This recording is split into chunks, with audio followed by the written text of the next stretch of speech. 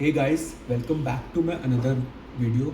So today it's not gonna be a vlog or it's not gonna be a short video. So today it's a cooking video and I'm going to bake a healthy cake. You all know that today is Father's Day, that is 21st of June. So I thought, why not make a cake? And since it's a Father's Day, and usually fathers don't like that vanilla cake, pineapple cake, all of that whipped cream on that. So I thought, why not make a Atta healthy cake? So today we are going to make that. So I've already added 570 grams of homemade curd in this plastic bowl, a big plastic bowl. And now I'm going to add 1 teaspoon of baking soda in it. That's baking soda, and we have to stir it until the batter becomes smooth.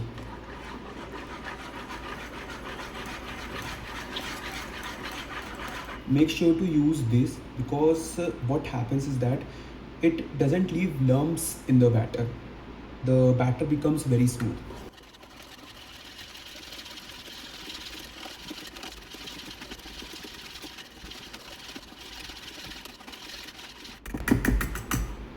You see that it's all smooth, the batter is smooth. And now what we gonna do is add this 300 grams of sugar. You can use jaggery powder or caster sugar, or this is what I use is this khaand. This is desi khaand. So the proportion remains the same, that is 300 grams, and we just gonna add this in our batter. That's 300 grams of sugar. And now we have to add 1 cup of vegetable oil, that is the refined oil.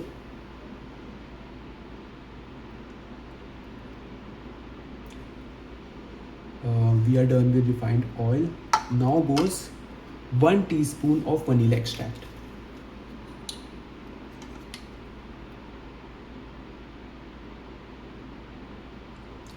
That's 1 teaspoon of vanilla extract.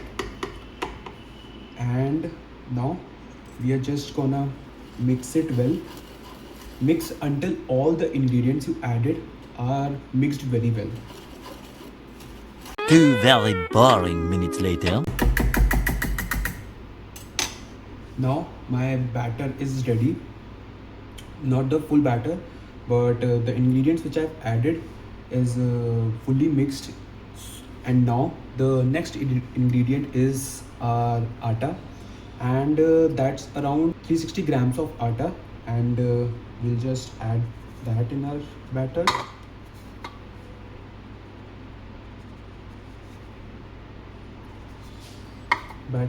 And now we have to add 2 teaspoons of baking powder.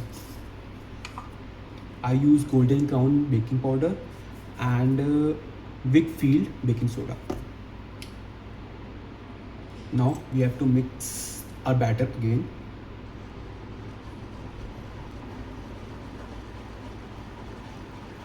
Don't over mix the batter, because when you over mix the batter, what happens is that cake doesn't look fluffy and spongy. So to make fluffy and spongy, you don't have to over mix the batter.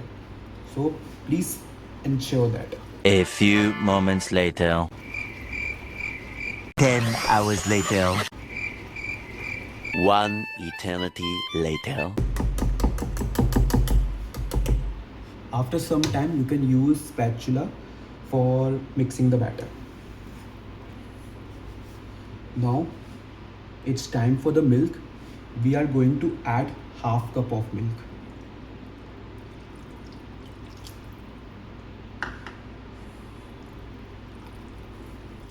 So the next ingredient that I'm going to add is optional and is totally up to you. If you like that, you can add that, or you can just skip that part. So here I have nuts, which include almonds and walnuts and your cashews. So these are in equal proportion, 20 grams of each. So first I'm going to add that.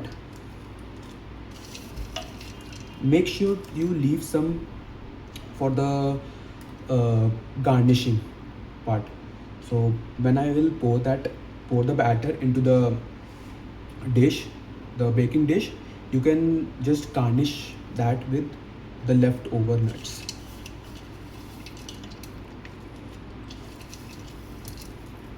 So this is my leftover, so that I will just use it for garnishing. Again a little mixing,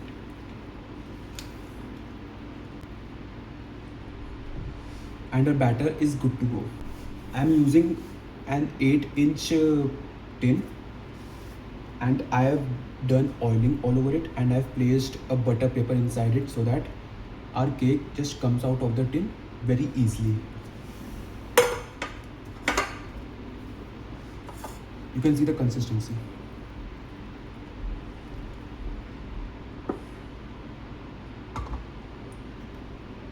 You can see the consistency. If this is the consistency of your cake, then be proud of yourself. You have nailed that. So make sure that's the consistency.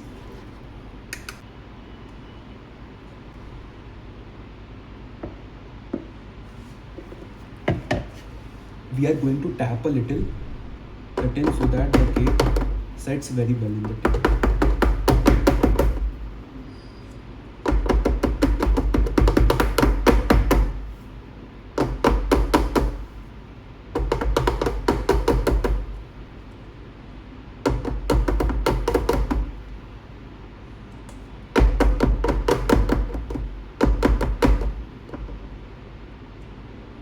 Now this goes into my oven, which has to be preheated for 10 to 15 minutes at 180 degrees Celsius. Guys, I forgot to tell you that the nuts which we have left behind for the garnishing, you have to add that now over the batter and then place it in the oven.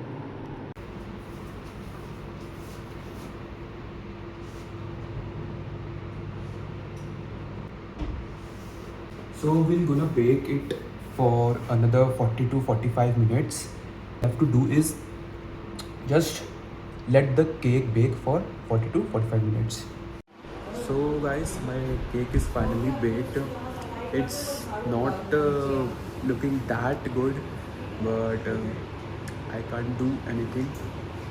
The problem was that the batter was too much and my tin was a little small, so there was not enough space for the cake to just become fluffy, and therefore the cake didn't turn out to be good. So let me show you. That's the cake.